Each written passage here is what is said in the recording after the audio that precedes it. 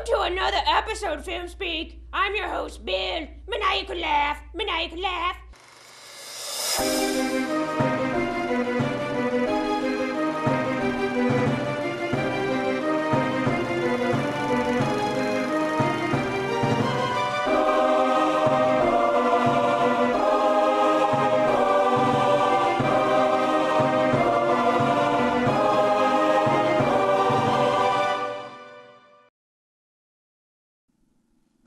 Welcome to another episode of FilmSpeak. Today I'm joined by Dave Gaylor in the co-host seat today.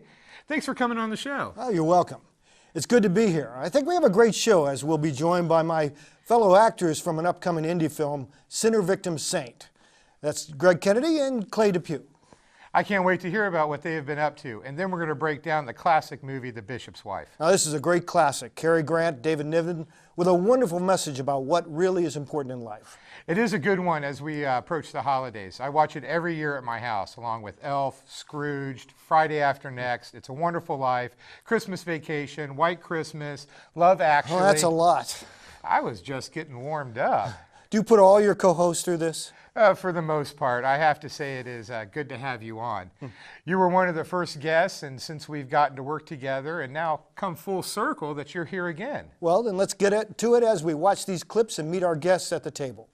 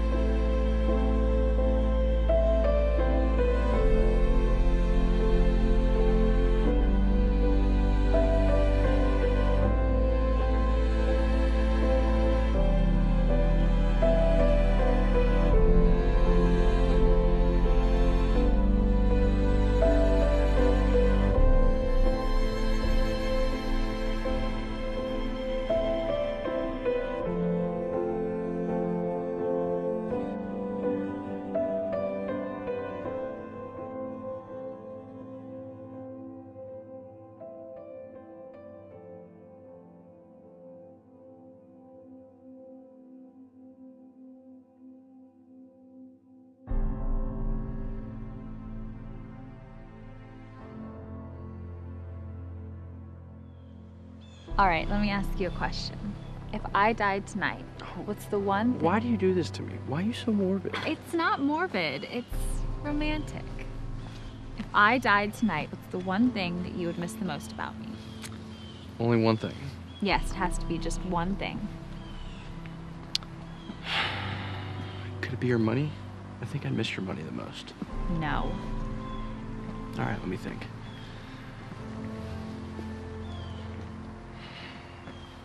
Your hands. I'd miss your hands the most. My hands? Why? Because hands tell you everything you need to know about a person. For instance, based on these hands, I know that you're delicate, gentle, soft. Go on. Well, beautiful.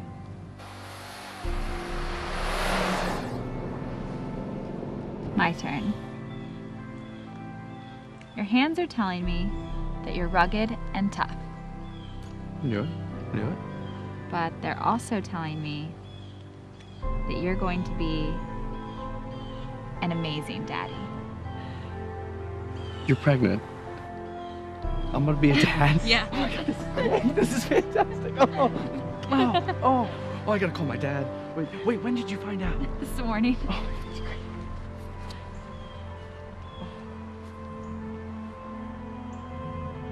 I'm getting his voicemail.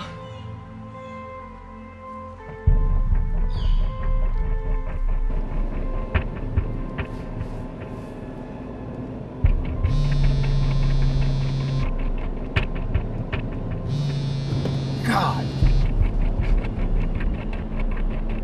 Hey, I was just about to call you. Oh, no. I had to tell you that I was at a meeting late.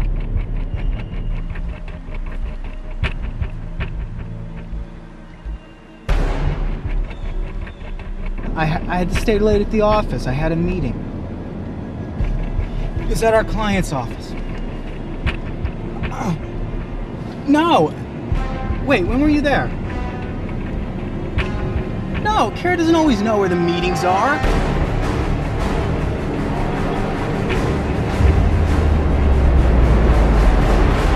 It's cold out there, Isaac. Bad day to forget your gloves. I'm sorry. How do you know my name? I meet a lot of people in my line of work. You look like an Isaac. What's your line of work? I make arrangements for people to go from this place to that. So you're a travel agent? Travel agent. I like that. I'm a travel agent. What's your job? I'm a writer. Ah, a writer. I heard a good story once. Want to hear a good story? Yeah, I'd love to. I was getting bored sitting here mourning my wife's death. Are you sure? Could No, come in handy I one don't want day. to hear a story. I'll tell you the story. Back during the Second World War, they used to draft guys by the dozen. As soon as you blew out your 18th candle, they pretty much rang your doorbell, shipped you off before you had your first bite of cake. How did they decide which branch to hang those poor souls from? That's a good question, Isaac. I'm glad you asked. Apparently, they had a test. If you could get one boot tied, you were good enough for the Army. If you could get both boots tied, by God, you are a Navy boy. And the Marines?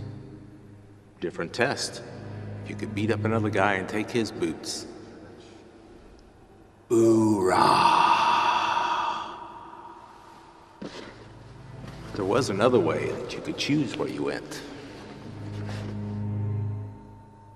Volunteer. Volunteer.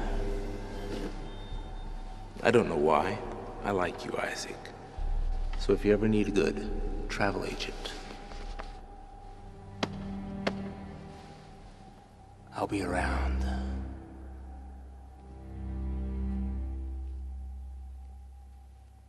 Hey, where'd you hear that story? I meet a lot of Marines. I keep having this dream every night since for the past 2 weeks.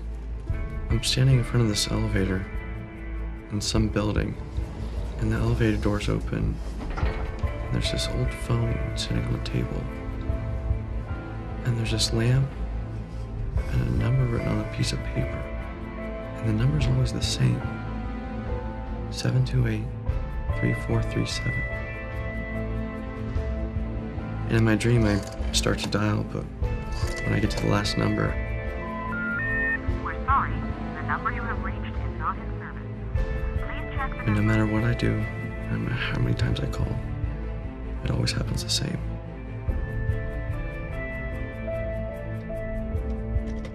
Do you think it means something? Eventually, I figured it out. That number, 728-3437, it spelled something.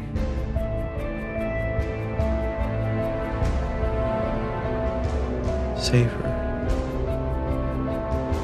Although in my dream I can never get through, I can never save her. I'm sorry. That's fine, I got it. It kind of reminds me of that snowstorm in Colorado when we hit black ice and the car ended up in the river. You remember that? No, I don't remember that story. You were 2, maybe 3. I think Jen was 7. We all got soaked, and it was way cold, way under zero that night. But somehow the back seat stayed above the water, so we all huddled in close to stay warm and to wait for help. How'd you know what to do? Well, I didn't. I knew if I stayed, it was just a matter of time. If I left, I wouldn't last an hour outside the car. Was that the hardest decision you've ever had to make? Yeah, it was tough. But you knew you had to do something, right? I mean, you couldn't just sit there and let it happen. Well, you're right, I couldn't. So I weighed my options and made the decision to act. But how'd you know it was the right decision? Son, sometimes when you have equal weights on both sides of the scale, all you can do is pick one side and watch the other come crashing down. It has to be easier than that. Do you think it was easy for me to watch my 2 children shivering in the cold? I mean, do you think it was easy to see the fear in my wife's eyes when I made the decision to leave the car to find help? But what if you'd been wrong? I mean, would you been able to live with those consequences, with the guilt? Isaac, what's wrong? Where's this coming from? What's going on? You wouldn't understand. Maybe I would. You wouldn't trust me.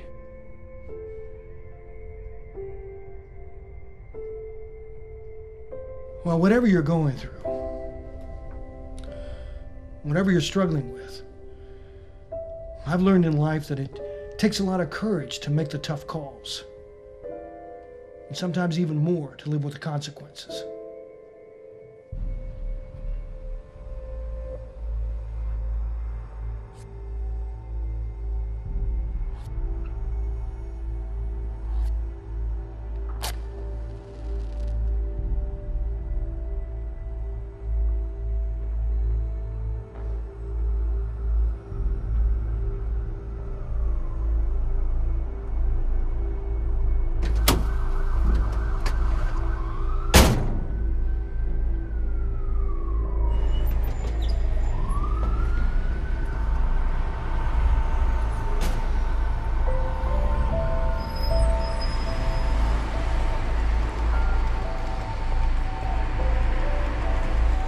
Forgot how much I love this city. All the buildings, sounds, disgusting polluted air. You must really love it here. Big dangerous city like this. Definitely spent some time here over the years. Yeah. I bet you have plans to visit often. And what are your plans for the future? Looks like I don't have much of a future. You don't, but she does. The baby grows up. Yeah, grows up without a dad. Single mom She struggling to won't make... be single for long, I'm afraid. You know what you are? You're the antagonist. Every story needs an antagonist. No rhyme or reason. Just a source of conflict. And that would make you the hero then. So tell me something, hero. When are you going to start playing the part? Alright. Prove it. Prove what? Prove to me who you are. Show me something. Prove to me that you're not some psycho.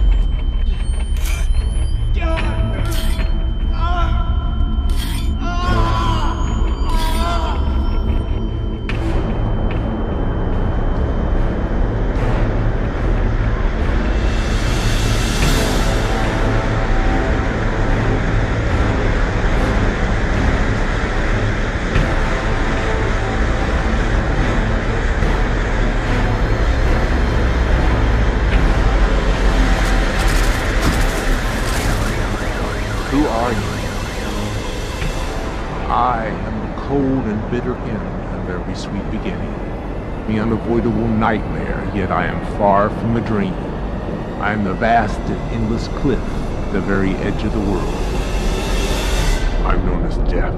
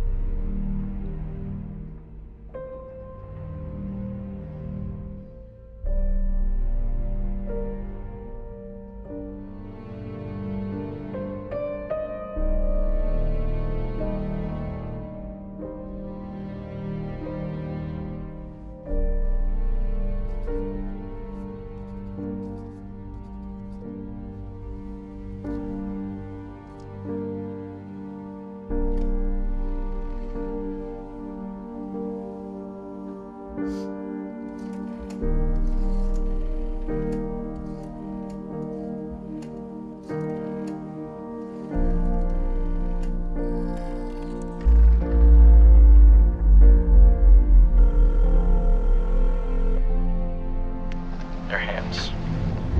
I miss your hands the most. My hands. Why? Because hands tell you everything you need to know about a person. For instance, based on these hands, I know that you're delicate, gentle, soft. Go on.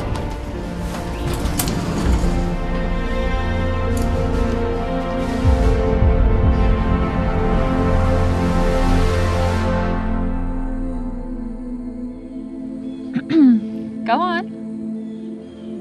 Beautiful. You're also freezing cold. Where are your gloves? I think I left them at the park. Sorry. I'll go check. Wait, What? I just wanted to feel your hands one last time before I go. Where are you going? I mean, before you go. Okay. I'll be coming right back.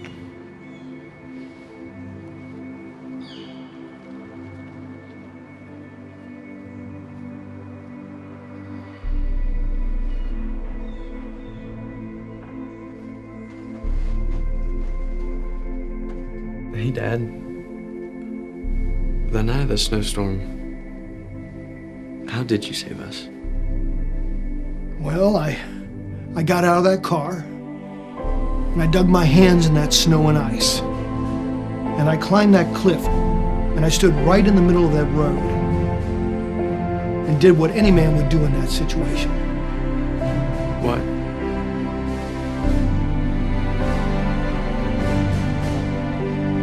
Prayed for a miracle.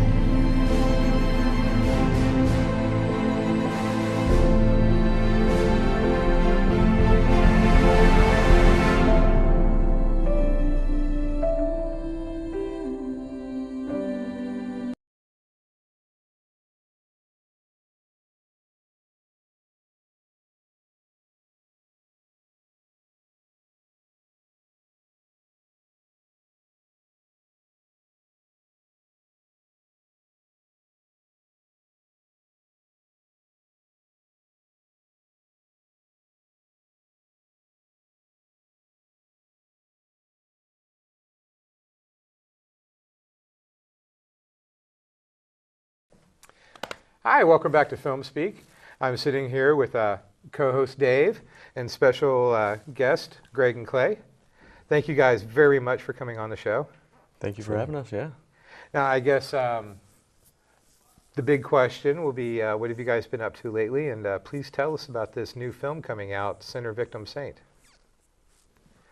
If we could Either both one? be Yeah. quiet. So, Sinner Victim Saint, first off, it's just, I think it's out right now. It's just a great story. I remember when the first time I went to audition for this project, I talked to the director, Moses, and he kind of gave me, a rundown. And then when he cast me, I got the script, and I was, a lot of times when you hear short, you think, 10, 15 minutes, but he gave me 30 pages of a script, and I read it, and I think I read it just, right there, right when I got the email, and I was just blown away by the storyline. It's just amazing to hear, his, I guess, touch on just kind of death and love, and just if you were to be able to, give your life for another. And that's kind of what my character Isaac goes through. So it's just a really emotional story, but overall, just a really strong storyline that really, I think, connects with a lot of people. So that's kind of my gist, I know, because Clay looked at me first, but I got to work with both these guys, and it was very fun. Just an overall packed weekend of filming for an independent film, and it was just a lot of fun. Wow, you filmed it all in 3 days, weekend? pretty much. 3 Yeah, days? 4 days. Wow, that is a grueling schedule. Yeah, it was an interesting take that Moses had, but also Greg did interesting. Moses allowed us latitude. He presented the possibility of what he saw, and then he said, I want to see your take on this. And that was allowing me, my take on death is, I tried to put a little bit of myself into it because I like to get, unfortunately, involved. I see somebody, I see something I think is wrong or needs help, I like to become involved. Well, maybe it's just my nature. And this opened up the possibility of maybe that's the way the universe works, is it gives us opportunity to be involved. And that was this project. That's kind of a nice take on it. So you have a kind of a theme running through it, and I hate to bring up Wrath of Khan, but the whole the one outweighs the group outweighs the importance of the one. You know, the self-sacrifice. Yeah. Yeah, well, one of the elements that I think Moses, we took the liberty to check with him because he couldn't be here today, was the whole area of redemption that figured in with the love aspect and how deep that love and the element of when we make bad choices in life, can we be redeemed from that? So all those elements seem to intertwine in the film and were depicted in a situation where we had a loss of life, a loved one who then had the everyday situation or that may occur when this happens, especially when a young life is taken, as to whether or not they would exchange their life, give their life to allow that other person to live again. And that was the angst and the trauma that Greg was experiencing as Isaac in this film. Just a sidelight, you often think about when other people give lives for other people, like for instance in conflict, in war. In many cases where a soldier offers up his life for a fellow soldier, it's like that. It's a decision that's split second. If it's a grenade or whatever the case, they have to make that decision and then live or die by the consequences.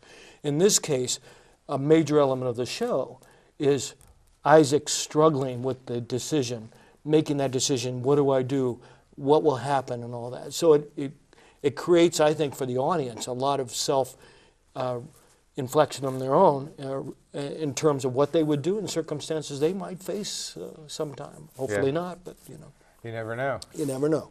Well, you know, sometimes you got to turn that light into yourself, you know, to know what depths and stuff that you would do or not do, I guess, whatever the case may be. And that's kind of the beauty of art, being able to reflect on us, that kind of imagery, to give us that perspective and say, you know, if this was my life, how could I handle that? Yeah, I think for myself playing this, it was kind of tough to figure out, you know, putting myself, if I actually had that situation while acting with what's going on in the storyline. I'm sitting in between the two people that I got to act with who were both really just, both scenes I was in for both of them was just great. That it was really fun to play off their energy and then kind of, you know, put myself in that scenario, because I know I don't really want to give away his character, but yeah. There's the one scene, I think is the very first day I was on set. We're sitting in an old rickety van, I like to say, right across from the Price, you know, the building downtown Dayton, yeah. In that parking garage. And it's just cold, and Clay and I got to sit in there for 2 hours, and it's just, this is the point of the movie that I've kind of made up my mind that I'm going to go through with it. And there's another scene in the film that Dave plays my father, and I'm kind of trying to get that advice from him, like, there's two ways I can go, but I don't know which one's the right answer. Yeah. And I think that's where a lot of people struggle in life, because you never know. There's no certainty. You're like, I could do this, and it could end up being the wrong choice. So I think that's a great point that Moses really struggles with, but it really, it gives me chills just thinking about the end, because the ending, the twist that he puts on the end is just a great, that is what makes the story really great. Mm-hmm. Mm-hmm. So when approaching acting, you know, because there's many different camps and everybody has a different way that they get in tune with a character or how they approach bringing a character to life. And how did you find bringing this character to life, things that helped you find that in yourself? I struggled only a little bit just because I felt like Isaac was very close to myself in real life, and sometimes I always like to have that variable to say what separates him from myself. But it was very close, so it was just kind of, okay, how can I play this down to the core? What's the core message or core emotion that I'm trying to go through right now? What's my struggle? So sometimes I think, you know, with acting, you can always go, okay, you really try to throw so much at it, but you're like, okay, what's the simplest approach? Yeah. And then really just trying to channel that and just kind of let that come out. Especially with acting in film, because, you know, when you're on stage is big, your movements are big, it's grandiose, but when you're on film, a lot of times it's the subtle nuances that really bring a character to life. It's not the big motions, but it's the little touches, the little things that make you human, and keeping those more introverted than, you know, it's hard extroverted to teach, like that. Yeah. I always think back to Michael Caine's video about, you know, acting. As acting, and just talking about knowing the cameras and where they are. But yeah, that is very true, because I think the part of being an actor is always trying to, you know, say what the message is on the page. Yeah. And for what Moses wrote, I mean, it's just great. How about you for acting? Well, to play off of what he said, as far as the character in this film that I get to play, it's interesting. You said you sort of compared it to Star Trek, The Wrath of Khan, the needs of the one. Well, the Western philosophy is exactly the opposite of that. And I think that's why the world tends to long towards Western philosophy, and that reads to him. The needs of the one may be outweighed by the needs of the many, but the needs of the one, his character affects so many people in that's why death, the heavens, whatever, decide that he gets that second chance, because he will affect so much more. And is that really necessary that one person should be destroyed for the multitude? Yeah. Whereas the multitude really will be tremendously affected by that one little grain of sand. So in that's my view of the world, basically, and that's the way I played the part, and that's the way I got basically into contact with wanting to save him. And that's what I think Moses was trying to convey to a degree, is that, you know, the needs of the one, maybe they do so much affect the needs of the many that it's important. It's kind of like taking that aspect that life as a pond, you know, I guess, and you take a stone and you throw it in, and the ripples, because you can throw a rock into the pond. You get that immediate splash, but a lot of times what you don't think about is how every ripple from the effect of that action affects everything else that's going on around it. And there is a cool fact that, I mean, we didn't talk about the crew yet, but it was a very small crew, but very powerful, I like to say, because the people that we had working behind the camera are amazing at the craft that they do. I mean, with Cody as the director of photography and Tyler with doing like lighting and gaffer, those two, for what you see on camera, is amazing. But then Cody worked a lot behind camera doing some special effects. And you just talking about that kind of, there's a really cool effect that they do with kind of showing a transition and change of how one, you know, I guess can change into another by just a simple action. Yeah. And it's really cool at the end that they. Yeah. Oh, I'll have to look for that. Yeah, they did an amazing job. But I think just overall this film it was a small crew. About 4 to 5 people, I believe. Yeah, working on different areas, but just everyone, just Leo, Moses' brother, with the sound, the composing of music that he did with that is fantastic.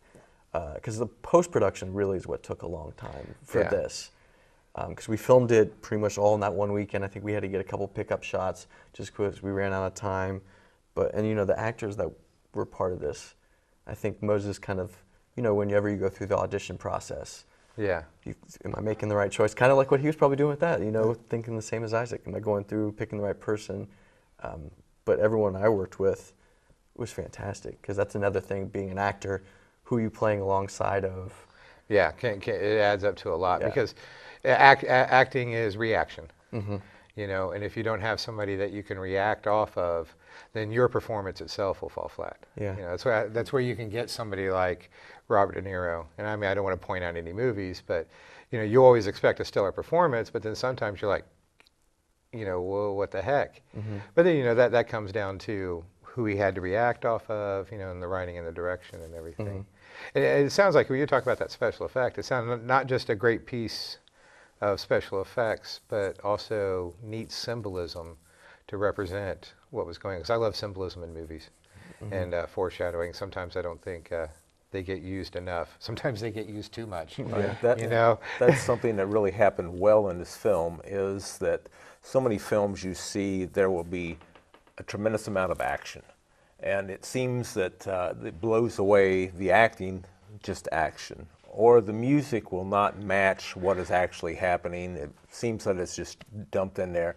They did a tremendously well-versed script of putting the special effects where they were needed, but not blowing away the characters. Yeah. The music supports the overall theme rather than blaring it to a subtle background.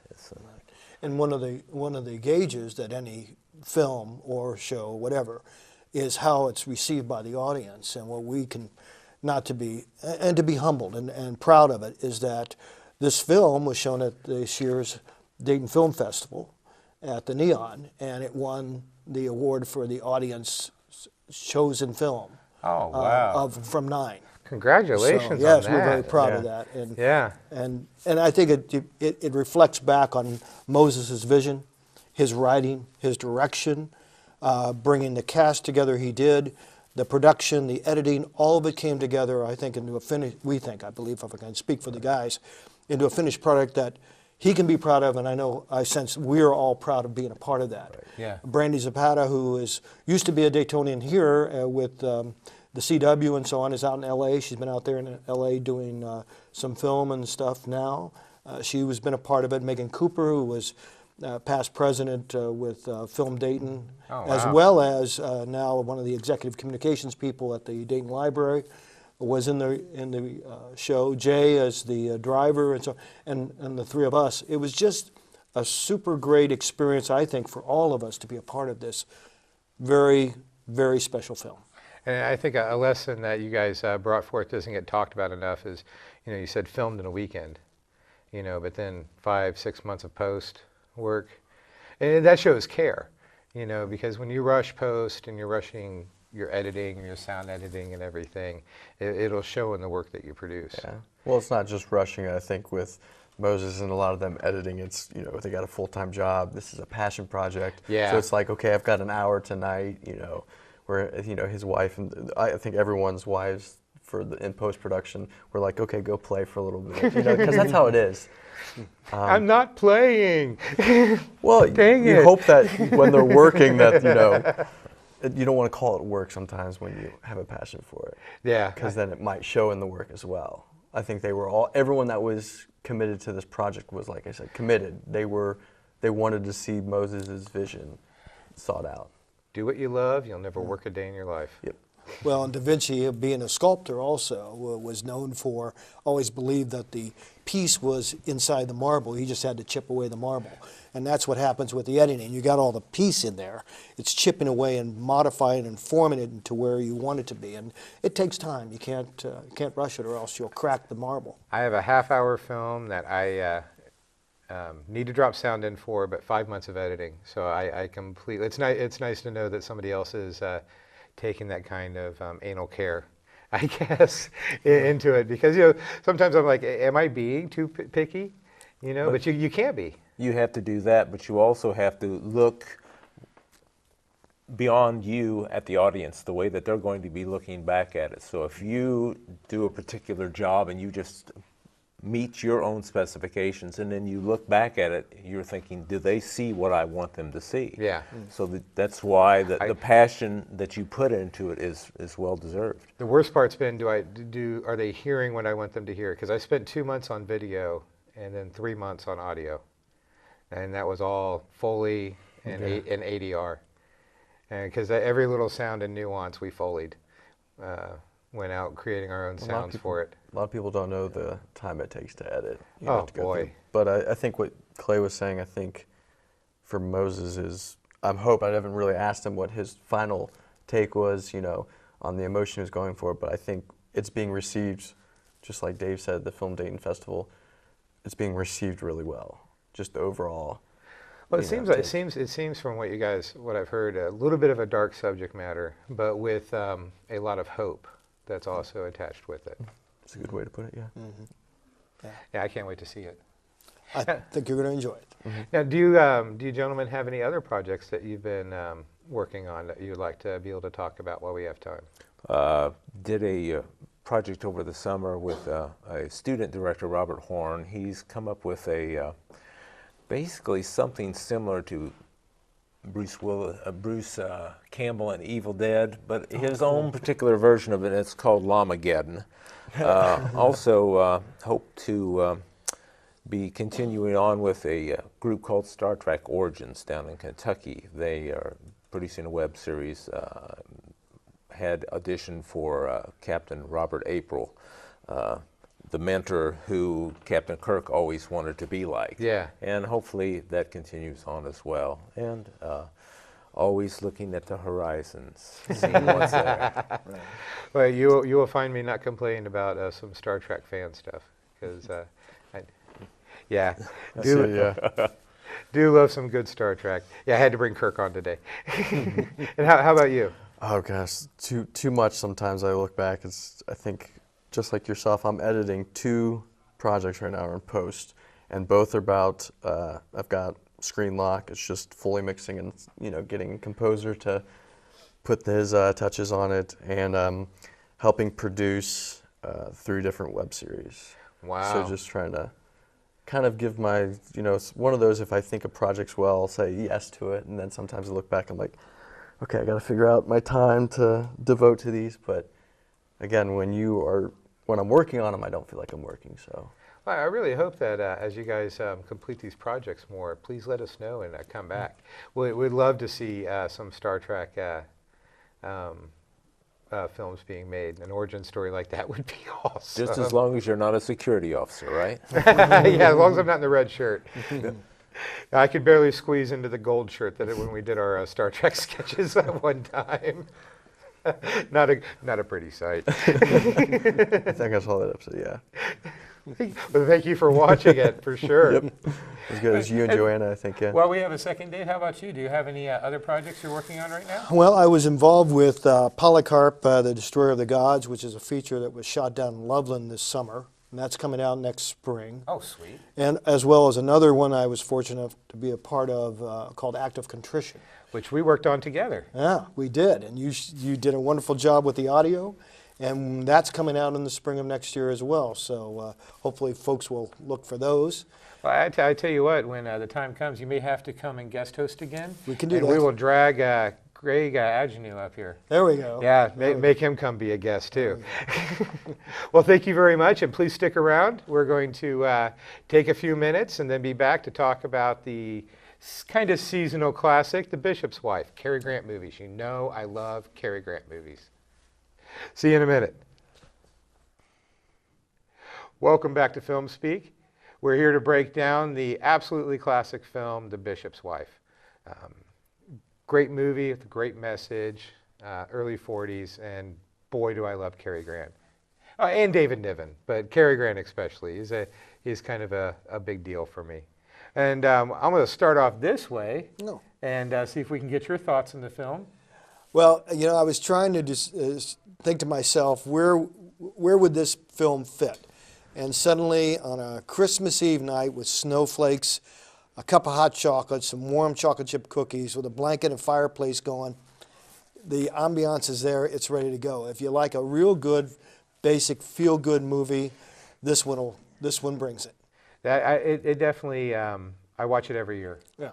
You know, for sure. And I think you just pretty much described it for me. Wrapped in a blanket with a cup of hot cocoa with some marshmallows on it, and then watch The Bishop's Wife. Yeah.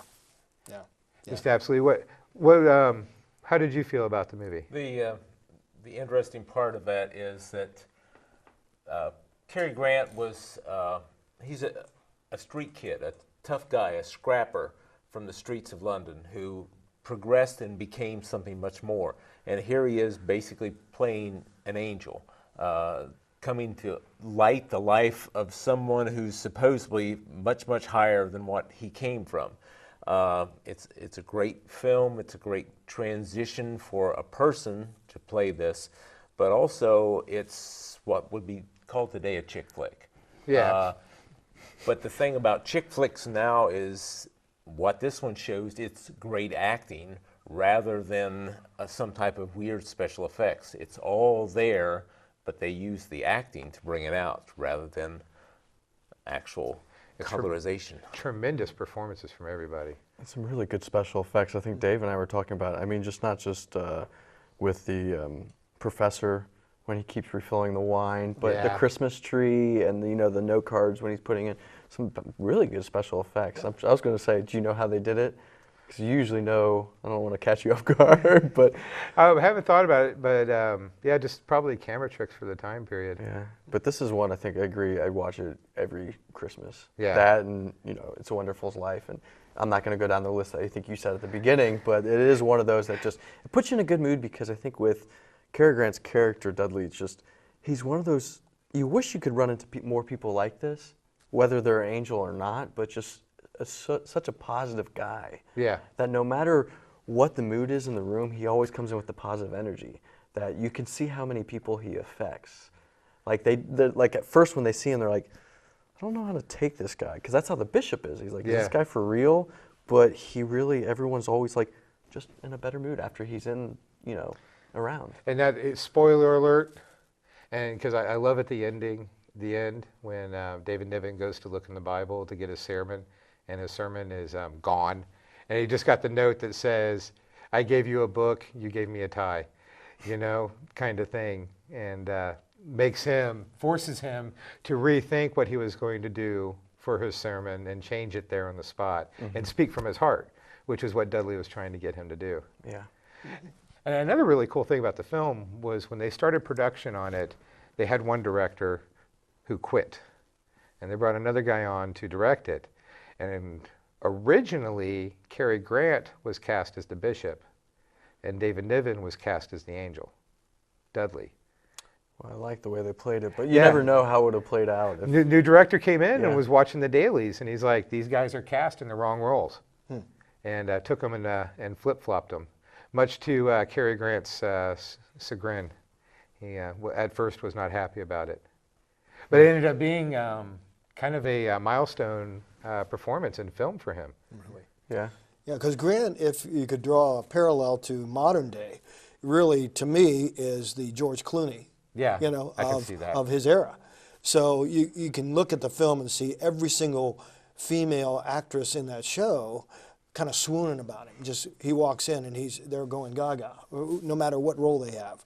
And I think, as Clay mentioned, it was the chick flick aspect that I'm sure all, not to ladies, but all the women in the audience back in 1947 who saw that were just kind of sitting in their seats very smilingly looking at Cary, and he was the leading man back then in any show that he was in. Yeah. But as you say, all the other actors in that show just did a marvelous job, and the work of the music, the work of the acting, and the storyline, all of that made for a very nice 90-minute program that people could feel good about after they were through watching it.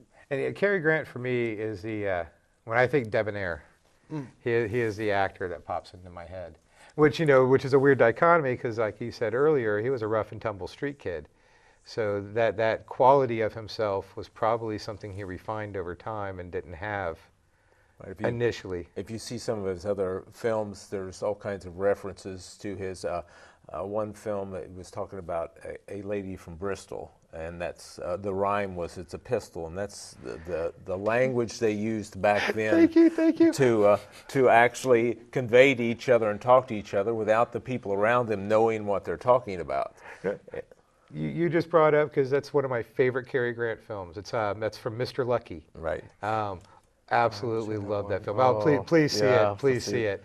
That is I know I have a lot of favorites. I say too many films are my favorites, but Mr. Lucky is such a great film, and I love that you brought up the wordplay that he does in that. Right, and it's just showing his heritage, but it also shows the tremendous leap that he made. And I'm sorry, I don't think George Clooney even compares to Cary Grant, but I hope he's not watching. But anyway, yes, Cary Grant became an icon because he was able to actually be the people that he played because he had been in so many places in his life. Yeah. That the action, the suspense, the chasing the ladies, that was all there. It was actually him, and he was placing it on the screen. Something in similar, another favorite movie of mine is His Girl Friday. Great film. He actually has a line in there where he asked the guy, he's like, yeah, you ever heard of Archibald McLeach? He's like, no. He's, that's right, because I buried him, which is his real name. Archibald Leach is Cary Grant's real name. So in that just one incident, he mentions his past and then says that he buried it, you know, in just one quick drop away line, which I just love. And you know, you talk about actors, the ability that Cary Grant had to go from comedy to drama, you know, because you take like Bringing Up Baby. Bringing Up Baby, oh, yeah. which we have done on this show before. Love that film because, and I know I mentioned it before, it changed the way movies were written at the time period. Because before Bringing Up Baby, it was, I say my line, ... You say your line, ... Bringing Up Baby, they actually talk over the exactly. Right. Yeah, just like right now. Spot on. Spot on. But yeah, that's how real life is. Because that's how real life is. Yeah, people talk over each other and interrupt each other and stuff. And Bringing Up Baby was the first film to do that. And that's a milestone. I mean, I know it's Howard Hawks, Katharine Hepburn, and Cary Grant. But just a beautiful film. Mm-hmm. And David Niven in The Bishop's Wife, I think, was an excellent casting choice, too. You know, when they flip-flopped him and having him play the bishop kind of brought a little bit of... Because his character didn't feel like he had an ego and was prideful. He didn't see it. I guess he was blinded by his own pride of wanting the new cathedral and everything, that he couldn't see past what he was doing. And I really thought that David Niven brought a great life to that character. I think what was also very good about Niven was not only his dialogue, but my take was I was watching his facial expressions, and he played him to the teeth in terms of his reaction when going through the door, when he came back after his wife was out at lunch with Dudley. His facial and body mechanisms, his nonverbals, if you will, really were in sync with the emotion that he was feeling as the bishop at any given point in the movie. A slight look of resentment, stuff like that. Yeah, I always think about when those two were going into the door. When he would try to bring him into office, he would always like this, and then Dudley would walk in and then walk back. And you could see just that little bit, like, it's always like that playback in his mind was like, who are you? He played it really well. Mm-hmm. Yeah. But that subtlety, even like the times where he was stuck in the chair, you know, he's trying to play, like he's always trying to say, a good scene. I think because he's a bishop, he's always like, I gotta stay composed, but you know he's ready to blow up. Yeah. So. Yeah, absolutely. That lurking below the surface. Mm-hmm. Now, I found out something I found out researching the movie just a little bit. And watching the scene, I never realized this, but it was, the actress was that... Loretta Young. Thank you, Loretta Young. Mm-hmm. Loretta Young and Cary Grant had a scene together where they're supposed to be facing each other talking. But they had a problem because they wanted their good side to be shown, okay? And they both wanted to be looking left so that they would have their good sides. So what the director did was set up a mirror. And that's actually, the whole shot is done with them looking in a mirror. I'm trying to remember what scene that is. So they're getting there both. It's just a simple shot of just the two of them sitting and talking. I think they're in a restaurant. Oh, okay. So and yeah, the director couldn't get them because they were, each one wanted the one profile side shown, but they couldn't both be sitting next to each other looking the same direction. Yeah. So he did it with a mirror. The question is, did Loretta Young have a bad side? Yeah, I can't. Yeah, how do you judge that? But just it's nice to know that actors back in the 40s were just as insecure as the actors are today. Yeah, that's right. Vanity still reigns. Well, there's also the aspect of the bishop, and that you see in that we strive so hard, and he was thinking through himself that everything he was doing was for the community. This grand structure was not for him, but it really was. Yeah. It was his vision of what was good for the community, not the community's need or the community's want or desire for itself.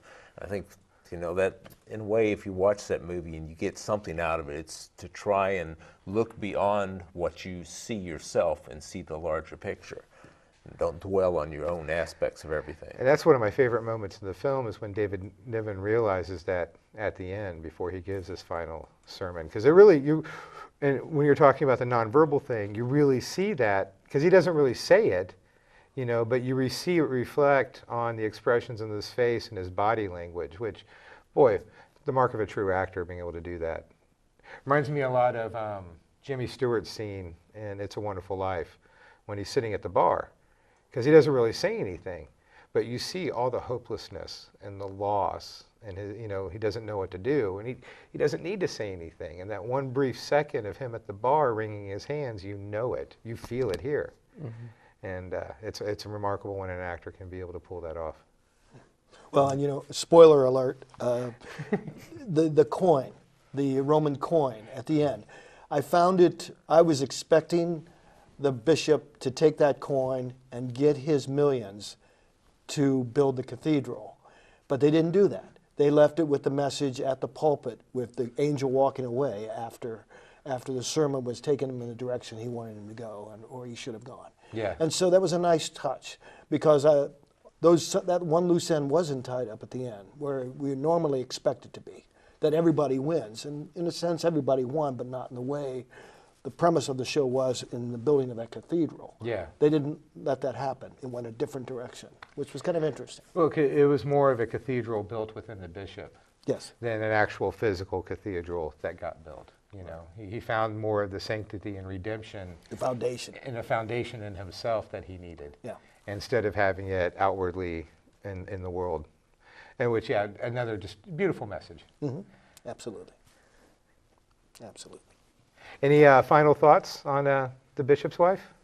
Watch it. If you've never seen it, definitely watch it. Oh, yeah. Especially, I think, younger generation, they always think older films, you know, they always say. The Preacher's Wife was okay. We're not discrediting Whitney Houston and Denzel Washington.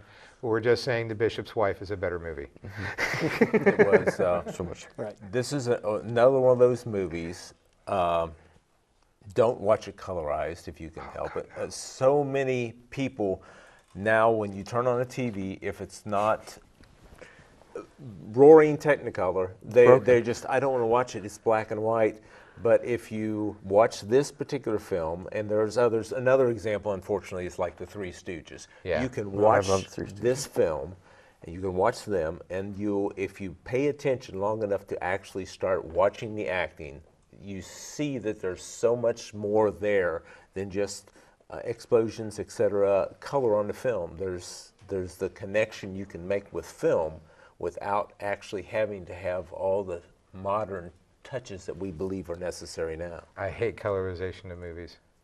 I really do. Well, you know, because when you filmed and you had the vision for that film, you had the vision of it in black and white, the lighting, the textures, you know, everything that you do, and you take that away when you add color to it. And in 1987, when I first heard of Ted Turner colorizing It's a Wonderful Life, I mean, I was 17 years old, and I was standing on my front porch screaming into the sky, "Somebody bring me the head of Ted Turner!" Because it bothered me that much, even at that age, you know, because I was never one of those people, oh, God, you know, I can't watch this movie, it's in black and white. And I still know people like that, you know, but come on. Yep, my sister, she'll be like, "Is the TV broken?" She's going to hit me for that. Years ago, this was funny, I was helping a lady with her child, and her TV was broken. Her mother got her a black and white TV, and I was hooking it up for her. And the child said, "Mom, what's wrong?" And I said, "Your mom's having some real difficulty because of the divorce, and she can only afford color on one TV." And she didn't get it. She believed it completely. And she said, "Oh, I'll work, Mom. I'll do something. I want color on my TV." I want to afford color.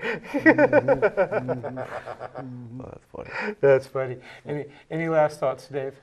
About the film, other than, I mean, it can be easily downloaded online through Amazon, but be it on television or on your computer, by all means see it. It's really a good, heartwarming film. The Bishop's Wife, and tell you what, go watch any Cary Grant movie. All the ones that we have mentioned, His Girl Friday, Mr. Lucky. An Affair to Remember. An Affair to Remember. Brilliant Hitchcock films, brilliant performances. The Hitchcock ones too. North by Northwest. He was just about to say it. That's I didn't want to change total genre, kind of, but oh no, we can see. We're talking Cary Grant. He's all over the place. Yeah, I actually will write in screenplays. I call it my North by Northwest scene, which is actors stand there for 2 minutes. And then the plane. Yeah. Well, you know, because it gives you that anticipation. When he's sitting there and the cars are going back and forth, and you're just like, "Is this it?" And the plane comes. I know. I'm getting on a tangent again. Sorry, that's my fault. You get me talking about movies. I just don't shut up. That's why we're speaking film. We're speaking film. Yep, it is film speak. We are here because we're dorks. So thank you very much. Go watch the films that we were talking about. Anything by Cary Grant, you can put it in. You are going to be pleased, unless you just don't have a soul. I don't know what else to say. Thank you very much to our guest, and we'll see you here in just a minute for the outros. Bye now.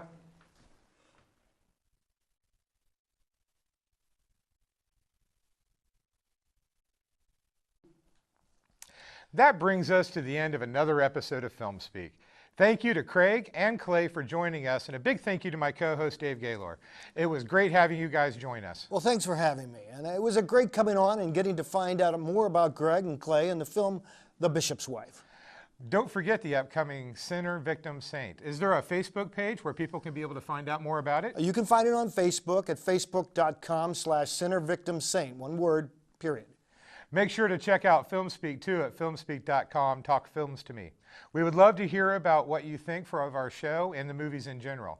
In fact, while you're on the internet, stop by Burn Mill Productions' YouTube channel and find FilmSpeak's past episodes, including the one with Dave as a guest. That was episode 3. It was great to be on FilmSpeak, spreading love of film and getting to talk to Greg and Clay about their passions in the local industry. Please join us next time when you never know what will happen. Bye, Goodbye, everybody. everybody.